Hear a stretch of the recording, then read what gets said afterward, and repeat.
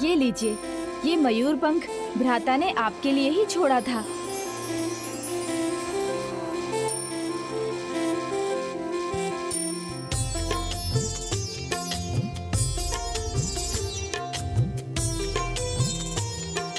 और मैं ये आशीष देता हूँ कि ये एक दिव्य दर्पण में परिवर्तित हो जाएगा, जिसमें आप अपने स्वामी को सदैव देख सकेंगी।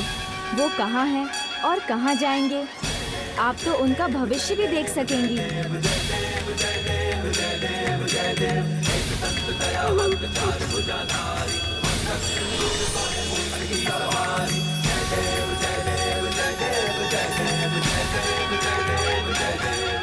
अब मुझे आज्ञा दीजिए भाभी माँ।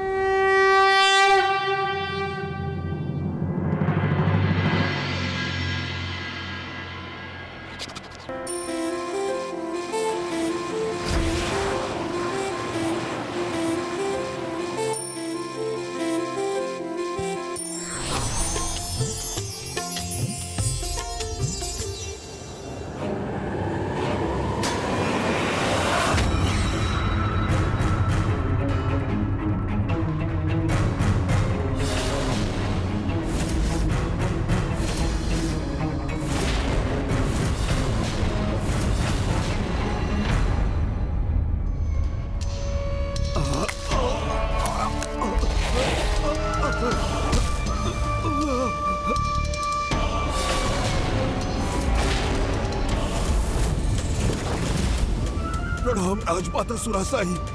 तुम्हें प्रहार हुआ है मुझ पर। ये किसने किया तुम्हारे साथ? माता सुरासाई, हमें क्षमा कीजिए, हम उसे नहीं ला पाए। कौन? किसे नहीं ला पाए? वो अत्यंत महत्वपूर्ण है। हमने उसे पकड़ लिया था, किंतु गणेश उसकी रक्षा के लिए पहुंच गए।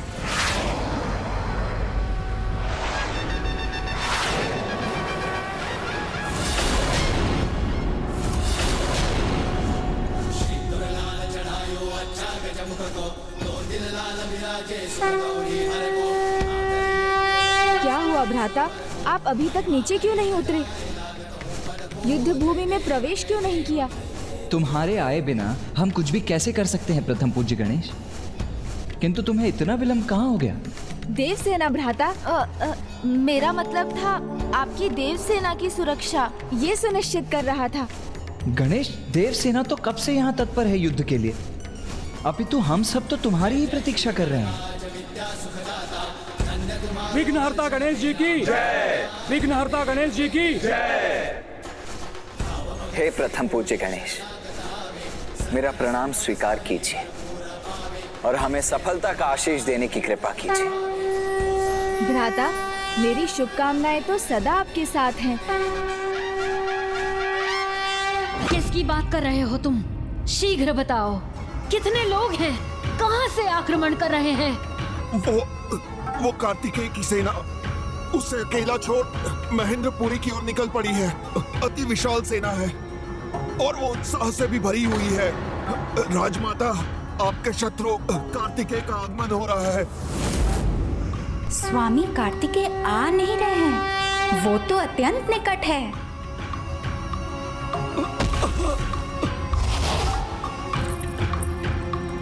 मेरे प्रभु, कार्तिकेय सुब्रमण्यम स्वामी यहाँ आ चुके हैं।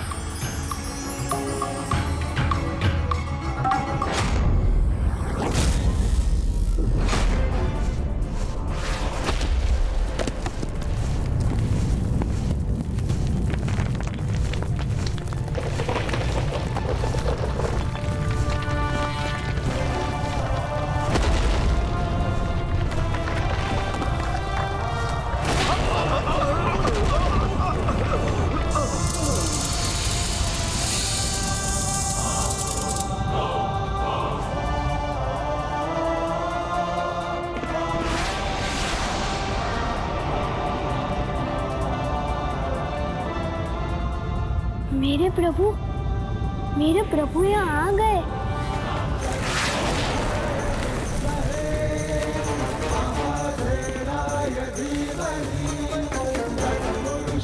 प्रभु,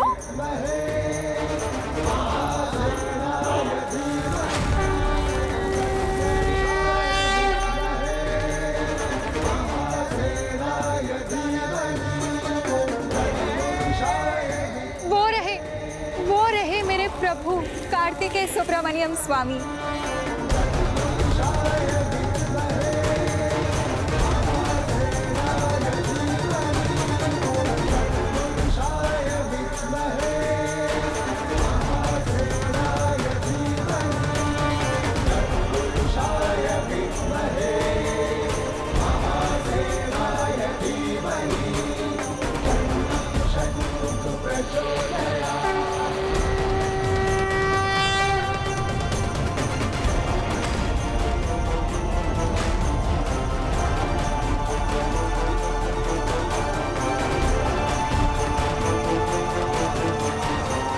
जहां तक दृष्टि जा रही, इसकी सेना बिछी हुई है।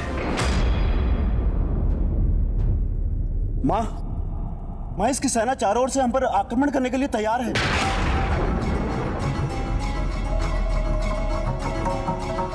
शाल अति उत्साहित है, चारों ओर उचित है। मैं भी तो देखूं कैसा है ये कार्तिकेय और उसकी विशाल सेना।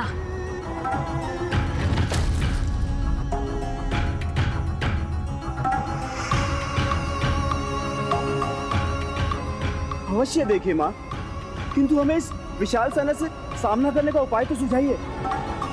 जब उसके मुट्ठी भर सहभागियों ने हमारे राजभवन को शमशान में परिवर्तित कर दिया था, तो इस विशाल सेना की शक्ति का अनुमान लगाना कठिन ही नहीं, असंभव है माँ। बस शांत हो जाओ।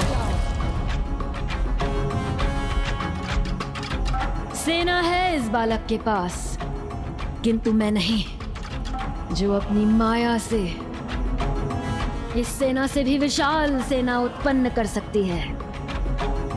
वो सेना जिसमें कभी भी किसी सैनिक की मृत्यु नहीं होगी। हमारे असुर सैनिक मृत्यु से सुरक्षित रहेंगे। फिर तो ये विशाल सेना भी धूल दूषित हो जाएगी। होगी, अवश्य होगी, क्योंकि मैं एक एक कर सभी असुर सैनिकों को पुनर्जीवित कर लूंगी। जो युद्ध में आहत होंगे उन्हें भी मैं जीवन दान दूंगी। फिर देखती हूँ कैसे ये देवता हमारी अनंत सेना को पराजित करते हैं। माँ, प्रकृति के नियमों के विरुद्ध जाकर कोई कुछ प्राप्त नहीं कर पाया है। आपकी माया से असुर पुनर्जीवित होकर भी वास्तव में प्राणहीन रहेंगे। जिनके लिए अपने पराये में भेद करना संभव नहीं हो, वो तो कदाचित उन सर्पों के समान होंगे जो अपने ही शिशुओं को अपना आहार बना लेते हैं। इसलिए कहीं ऐसा कर आप समस्त असुर कुल का सर्वनाश तो सुनिश्चित नहीं कर रहे ना? थोड़ा विचार कीजिए। मत कीजिए अनर्थ माँ, मत कीजिए। शांत अजामुखी, तुम्हें फिर से पुत्री होने का स्थान दिया है मैंने, किंतु मुझे क्या करना है क्या नहीं, ये बताने का अधिकार नहीं दिया है मैंने तुम्हें। मुझे भली भांति ज्ञात है कि मुझे क्या करना है। माँ को समझाना असंभव के समान है।